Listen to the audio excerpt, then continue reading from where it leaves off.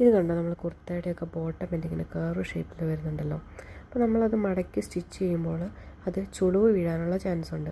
അപ്പോൾ അതെങ്ങനെ നീറ്റായിട്ട് ഫിനിഷ് ചെയ്തെടുക്കാമെന്ന് നോക്കാം. അതിന് വേണ്ടി ഞാനൊരു പേപ്പർ എടുത്തിട്ടുണ്ട്. ആ പേപ്പർ ആ ബോട്ടം എൻഡിൻ്റെ കർവ് വരുന്ന ഭാഗത്തായിട്ട് വെച്ച് കൊടുക്കുക. എന്നിട്ട് അതിൻ്റെ മുകളിൽ കൂടെ ഒരു സ്റ്റിച്ച് കൊടുക്കുക. സ്റ്റിച്ചിട്ട് കൊടുത്തതിന് ശേഷം നമ്മൾ താഴെയുള്ള പേപ്പർ ഉണ്ടല്ലോ, ആ പേപ്പർ തിരിച്ച് മുകളിലേക്കാക്കി കൊടുക്കുക. ഇതുപോലെ ചെയ്ത് കൊടുക്കുക. എന്നിട്ട് അവിടെ അതിൻ്റെ മുകളിൽ കൂടെ മടക്കി അടിച്ചു കൊടുക്കാം. ഇവിടെ കർവില്ലാത്ത ഭാഗമാണ്, അവിടെ രണ്ടായിട്ട് ഫോൾഡ് ചെയ്ത് മടക്കുക. എന്നിട്ട് ആ കർവിൻ്റെ അടിയിലായിട്ടാണ് നമ്മൾ പേപ്പർ വെച്ച് കൊടുത്തിട്ടുണ്ടായിരുന്നത്. അപ്പോൾ അതിൻ്റെ മുകളിൽ കൂടെ ഇതുപോലെ സ്റ്റിച്ച് ചെയ്ത് കൊടുക്കുക.